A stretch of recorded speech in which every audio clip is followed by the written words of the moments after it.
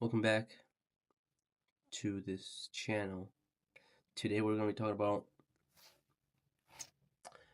how to overcome negative thought cycles and overall negative self-talk, etc.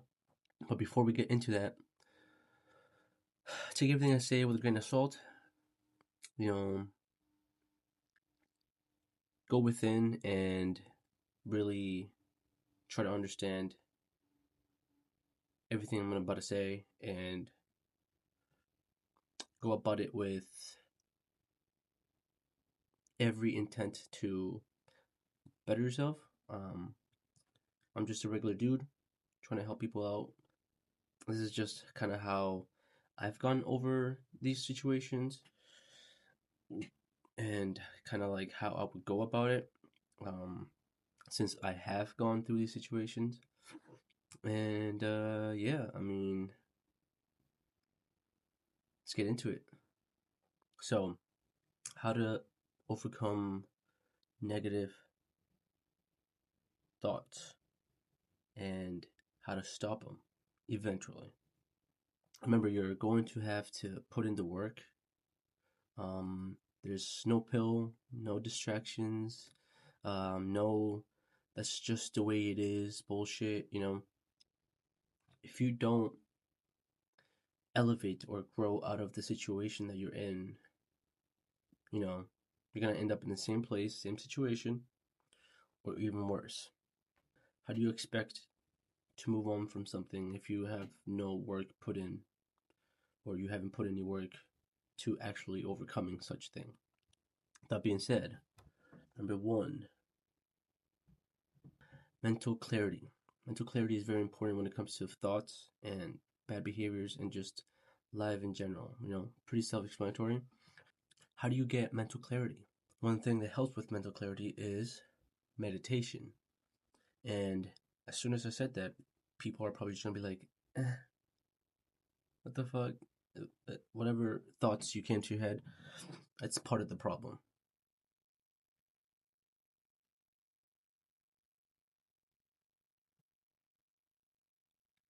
Um, there's different ways of meditating, or ways of getting those same benefits of meditation. Um, just one, full on sitting by yourself, focus on your thoughts, your breath, and how you feel.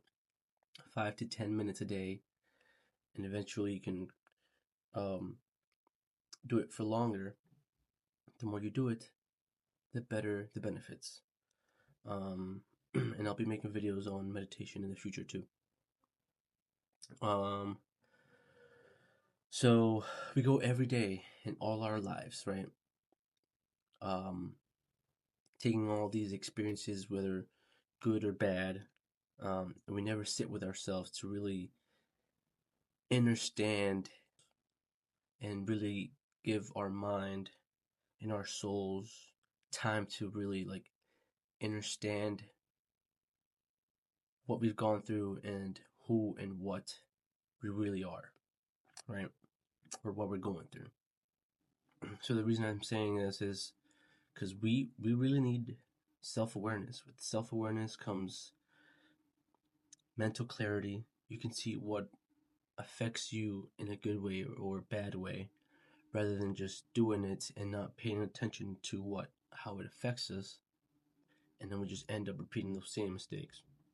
A lot of the time, the mental clarity pushes those, not even pushes, it shows, it reveals those problems, and then people would want to drink it away, smoke it away, or find other ways of distractions, when in reality we should attack the problem straight on, grab them from the roots, yank them hoes out. There's no other way through it. You can't just like put a mask on forever. That's how you go crazy inside. We have the answers. We just have to look within, and it's gonna be hard because again, you've put in years of just masking those problems to where you've kind of like lied to yourself to the point where you don't see it as an internal issue. And then we start to externalize it and saying, it's the world, it's this, it's that, when in reality, we're putting ourselves to that. So, again, mental clarity, stop the distractions, stop masking the problems, meditate, stop using drugs, stop drinking to mask your problems. You know. So with that being said, moving on to number 2, which is being able to catch those thoughts in action. Because you can't catch those thoughts if you have no mental clarity, right? So once you catch those thoughts, what do? Because how will you be able to stop something, right, if we never really notice it, or even notice how it's happening, why it's happening, how we feel about it? So meditation helps with that, again, because it teaches you to be aware of yourself in that moment. And when you have that realization, that awareness that you aren't really your thoughts, you're the being that is experiencing those thoughts and those feelings, that's when you'll be able to detach yourself from said feelings and thoughts. So a lot of the time, just because we think said thoughts, or we have certain feelings that we attach ourselves to it because it's in our heads, right? No, thoughts are like clouds in the sky, and you yourself are the sky. Catch those thoughts, ask yourself, why did I just think of that? What made me think of that? And a lot of the time, those thoughts and situations that we put ourselves through comes from things we consume: music, bad music, drama, bullshit, TV, again, bad consumptions, just overall, physically, mentally, spiritually.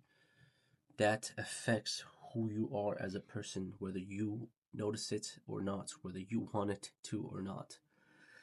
Because you do become what you consume. It's what they taught us in school, right? You are what you eat, is what they say. And that wasn't just literal. I mean, if all you watch is death and drama and bullshit, that's what you will end up externalizing. Pretty self-explanatory, you know. Those bad habits and those bad thoughts and those bad consumptions will end up planting bad seeds, and those bad seeds will bring bad thoughts, and those thoughts will bring in habits. Those habits will manifest in your actions. So that's what I mean by grabbing those problems by the root and cutting them off completely. Your environment is a big factor when it comes to your mental and just overall wellness. I feel like all this is just self-explanatory, and I feel like kind of dumb explaining this. But a lot of the time, we're, you know, so lost in the sauce that we forget the simple stuff, which is why I'm making those videos, why I'm making all this shit. So again, be aware of what you are consuming physically, mentally, spiritually,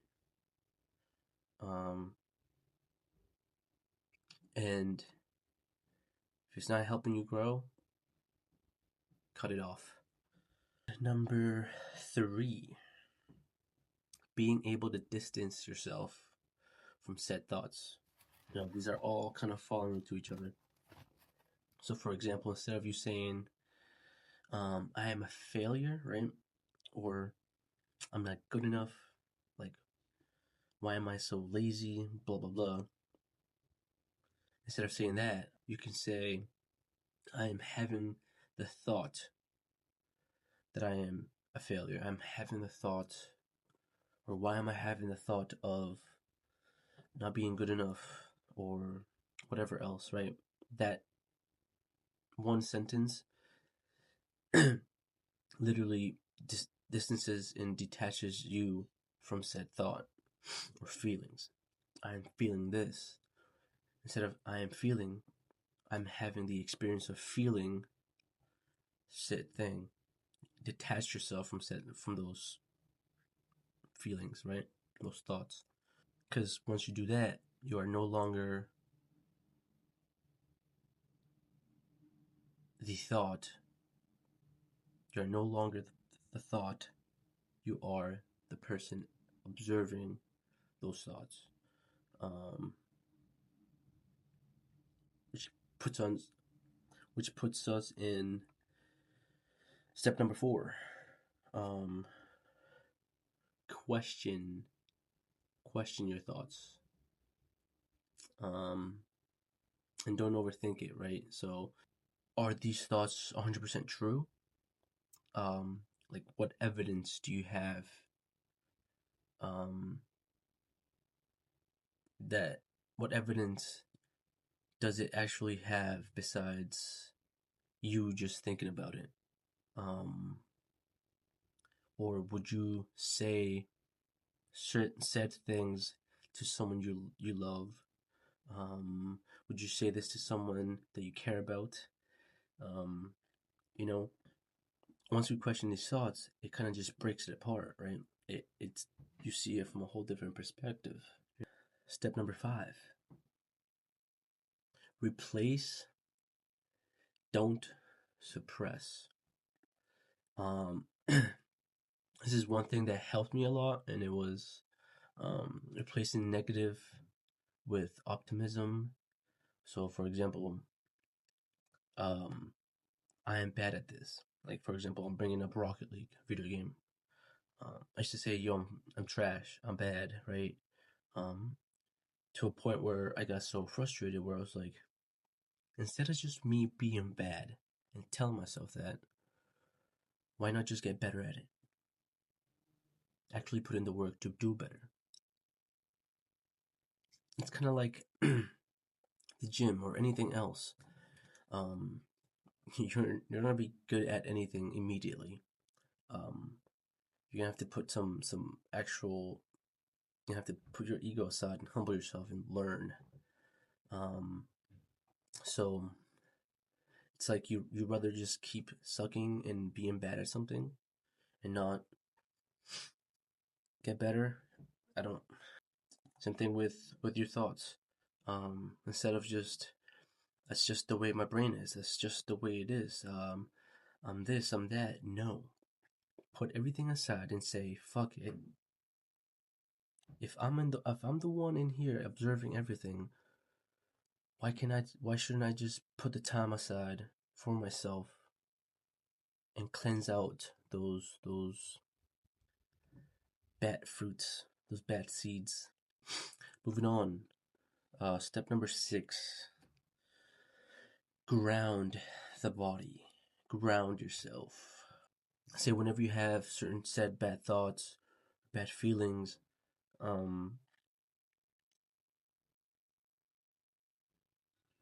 or you have like an anger, or let's say you are constantly horny. For example, when I was younger, I heard that if you had like unnecessary urges, do push-ups because you would translate that energy into a physical, right? So I did that with a lot of things. If I was in a negative thought cycle, I would just cut myself off in that moment and walk away from the room. If I was in my room, I'd walk outside, go on a walk, do a couple push-ups, and or write it down. You translate that feeling through something else, because in a way, it's kind of like a release, right? And then you can throw that paper away. Visualize yourself throwing it away. A lot.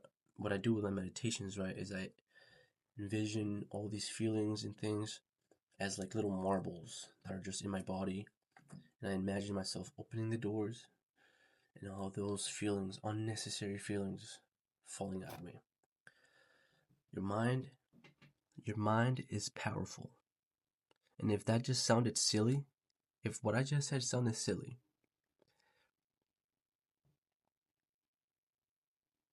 think about what you're going through right now. Your thoughts have control of you, right? Your mind is so powerful that you are talking bad about yourself and all this shit. But yet, when I say visualize yourself releasing shit, sounds funny. I don't know what else to say, right? One thing that helped me a lot was if I was feeling frustrated or had like anxiety or whatever, I splashed cold water on my face, and now it's just a physical. How would I say that?